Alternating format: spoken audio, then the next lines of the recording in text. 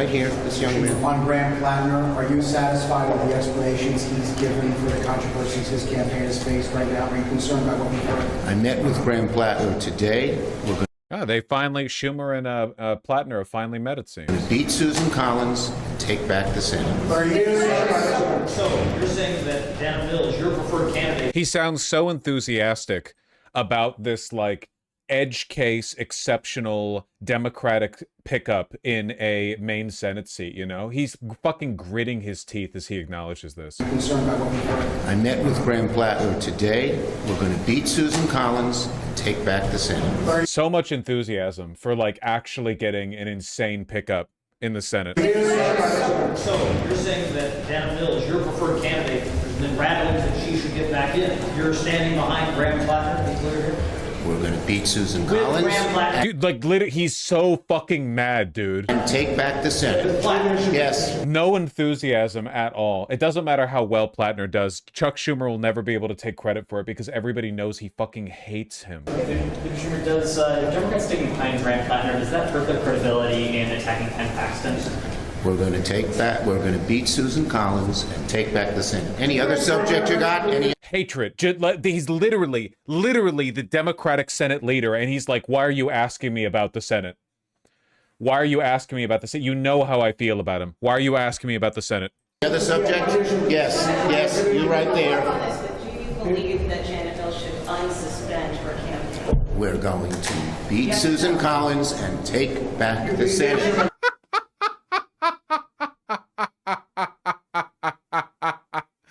I hate him. I do. But I love to see him lose. I love a good villain. He's a bad villain, but I love to see him suffer. I love to see him suffer.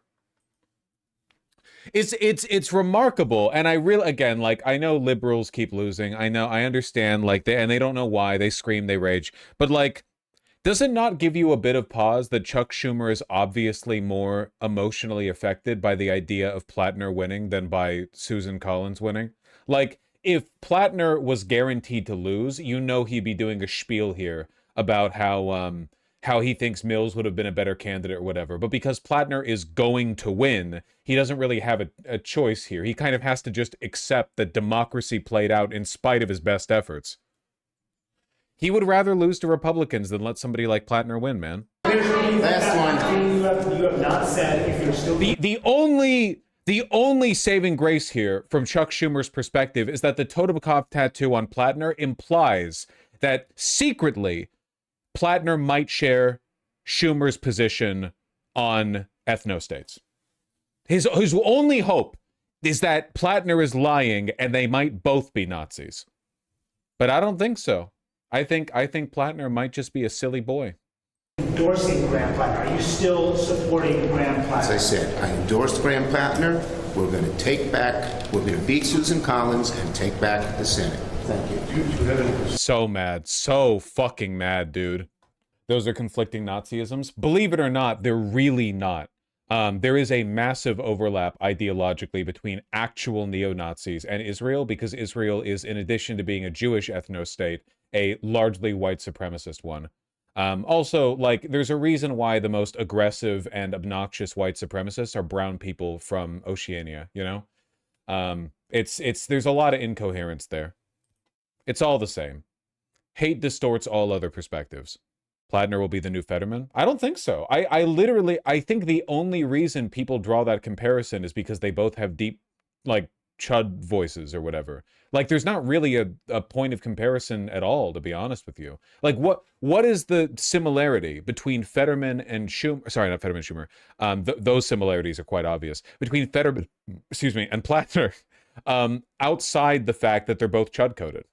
Why is it brown oceanics support the idea of white fascist ethnostates so much? Same reason as Latin America. They were colonized by, you know, Spain or whatever. So all the white supremacists over there imagine themselves as direct descendants of Cortez. It's the same dynamic. Like, the Oceania is made up of like a million fucking, you know, like Polynesian tribes or whatever, like a super complex, racially, tribally complex environment. And one of the like shortcuts to feeling like you're worthwhile when you ain't worth shit is to pretend that you're the direct descendant of like the glorious 6'2" Aryan blonde, blue-eyed Giga Chads who came over and raped people for a couple centuries before they got kicked out by the locals. Like that's it. It's the same. It's Latin America. Every part of the world that has been touched by Spain's dirty, dirty colonial hands ended up like developing the exact same kind of racial politics. What about the Portuguese? I mean, same dynamic, right? You're talking about the Spaniards and French right now, blonde. Dog, look at white supremacist Filipino art on what white people or like what Spaniards look like. They draw Aryans. They draw blonde-haired, blue-eyed people. It's all mental illness from top to bottom. It's all mental illness the whole way around. It's all just fucked in the head, people. All right, give me the debate slot. I said I'd get back to this. A lot of drama coming from Platner's campaign. And this is a must-win race if Democrats want the Senate.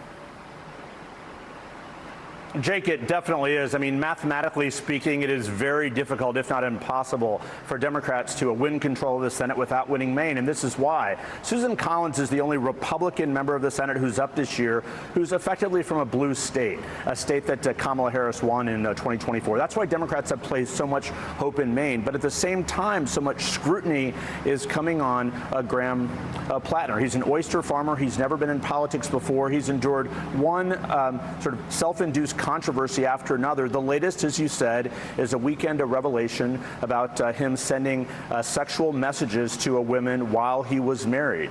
Well, his wife is pushing back. No, it was before he was married. They just, they only talked about it, and his wife found out about it after they were married. All of this. And it's all been resolved, and no one cares. Saying that those are not the issues that voters are concerned about.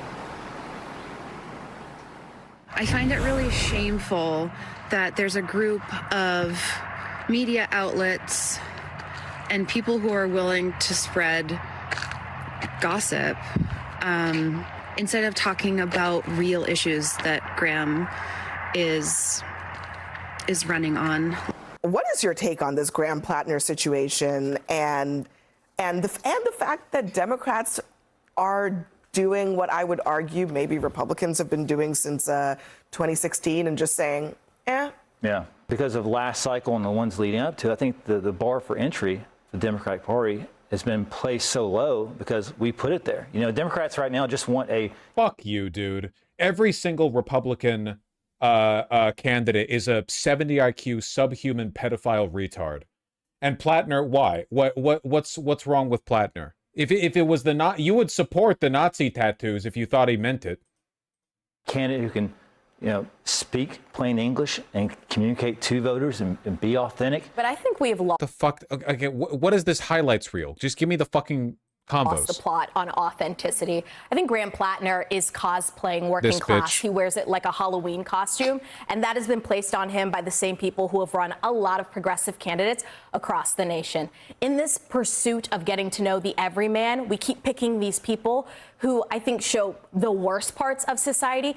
If I am to believe that Graham Platner can relate to everyday Americans, then that means I am to believe that everyday Americans are okay with Nazi tattoos because they get them accidentally when they're drunk, or because they served in the military. They have very regressive views on race and on gender. She literally supports actual existing Nazism. Platner is to her left on every issue. I just cannot accept the fact that to gain the working class, we have to dress up people who show the lowest of our values. By the way, this is the exact same kind of bigotry of low expectations, paternalistic, patronizing bullshit that racists do with black people, where black people will support a black candidate or black musician or artist or athlete or whatever else who says good things about race relations in this country, who has criticisms of white supremacy, and they'll be like, I don't think black people actually want to be represented by this guy. This guy's like a thug with his pants low or whatever. I don't think black people want nice, respectable representatives like this Republican who's wearing a shiny suit, you know? They do the exact same thing. They can't criticize Platner's position, so they have to do these vague gesturings at him. This like, well, he's not like a real proletarian. He's like a wealthy oyster farmer. It does speak to how hungry Democrats are for new blood, though. Then give them real anti-establishment people. Oh yeah, real anti-establishment, like what your fucking consulting firm would support. Oh yeah. What real anti-establishment? What, like Buttigieg? Come on, give me an example. Yeah, Governor Janet Mills is very credible. Number 3, Mikey, or 3, yeah, 4, any 4 in the audience, 4. Go to 5, go to 5. Also someone under 50. Voters have a say in this. And if you look at the numbers, Graham Platner, he has only gotten more popular, okay, since the controversy, since the tattoo, since all of it. That's a real thing. And then, down in Texas, where Ken Paxton was going up against John Cornyn, all of the dirt is out there on Ken Paxton. And I was looking at some favorability and unfavorability numbers for the two of them, Paxton and Cornyn, and voters are just as favorable toward Paxton as they are to Cornyn. They are not the same. But voters don't seem to care about the scandals. Well, I would be very clear. They are not the same. Ken Paxton was acquitted at his trial in the Senate of the crimes he was accused of. But oh my fucking God. His wife has accused him his wife has accused him of things that has led her to seek a divorce on biblical grounds. So, and I am sure we're going to hear. I'm sure we're going to hear all about it. There's a lot of corruption, but there's a lot of personal issues too with him. But just to be clear, on the corruption stuff, that he was impeached by the Texas House, he was acquitted by the Texas Senate. So I think we should be clear about that. That is not the same as someone by his own party. Yeah. Who has exhibited a pattern over 20 years. I mean, it's not just the Nazi tattoo. What pattern? Prosecuting, it's not just the Nazi, it's the belief. Anyway, the takeaway you should get from this is that the Republican who's defending Ken Paxton is on the same side here as the Democratic consultant. That's the main takeaway. Belief that women are responsible for their own rape. I mean, that's appalling and absurd. To have someone nice talking point. Did you get that from Chuck Schumer? That women are somehow responsible for being raped, to have people who obviously, sexually message their women while they're married. Like, these are all bad things, and they just keep getting... The greatest crime to a Republican, flirting with overage women. Worse with Graham Platner, and I think Democrats, as you've seen a couple of them, make pretty strong statements against him. So I think they're realizing that the wheels are coming off the bus. So, Joe, are affairs disqualifying? This one. Yeah. Marital affairs. To be clear, I think the Nazi tattoo is disqualifying. I think the idea that women are responsible for their own rapes is completely disqualifying, and he should be punched in the face. To be frank with you, I mean that's an appalling thing to say. I think that's different from someone who's accused of bribery and was acquitted. I think that's someone who's has issues with his wife that we're going to all hear. We are going to hear all about Ken Paxton's divorce. They're tripping over themselves to condemn Platner, and it only makes him appear more authentic too. Like, everyone knows, there's a reason why the deep state they did the same thing with Mamdani. The Democrats and the Republicans uniting, Schumer acknowledging that Platner's going to win while fucking gritting his teeth and refusing to take questions about it. It's disgusting, but it does tell you. When did he say that about women? Like, fucking 15 years ago on Reddit, he made some shit-ass statement about, like, I don't know, women dressing the wrong way or something. He's clarified and qualified and apologized 1 billion times, and it comes across as like a stupid dude bro, never had a conversation with a woman in his life kind of dig, not like this guy's secretly the dark horse, like, hyper-misogynist or whatever, you know? The trial, I believe, even starts while he's campaigning. In a couple it's going to be but this latest Graham Platner scandal is over sexting with staffers. Let me just read. I have to read this statement because this is from his wife. His wife told CNN and reporters, I confided deeply personal details about my marriage to someone who I considered a friend. In the months since, I've had to watch as she spreads malicious gossip to anyone who would take her call. I trusted this person with the most private chapter of our lives, the early days of our marriage before any campaign was on our mind, and I'm deeply hurt by her betrayal and invasion of our privacy. I know who Graham is. I know the man that I married and the husband that he has been to me on the best and worst days of my life. That hasn't changed, and it won't. That is what his wife says. But the piece of this is that it's adding to many things. Yeah. But yeah, the staffers thing is just completely made up. Our voters sort of just don't care about? I mean, and maybe I should go further back because Donald Trump has cheated allegedly on his spouses before. He's been divorced several times. There was also Bill Clinton.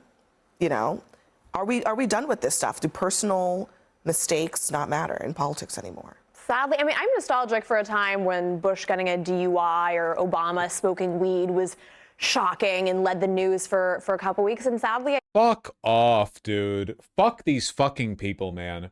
Our president is literally the most criminal, but bar none, orders of magnitude, pedophile, everyday fraud, didn't divest from his industry. He's made billions since becoming president again. Billions of dollars.